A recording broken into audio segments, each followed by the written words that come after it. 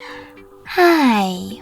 In front of me is Motorola One 5G Ace, and today I would like to show you how you can switch on or off auto rotation on this device.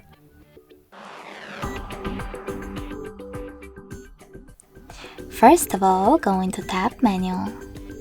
Now look for auto rotate icon, and when you find it, click on it. As you can see, mine is now gray. That means that auto rotation is disabled, but you can always enable it by tapping on the same shortcut again. If you wish to, you can go into settings instead, click on display section and tap on advanced.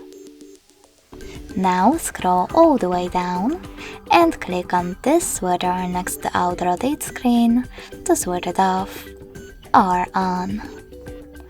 Thanks so much for watching. If you enjoyed this video, leave a like, comment and subscribe. Bye!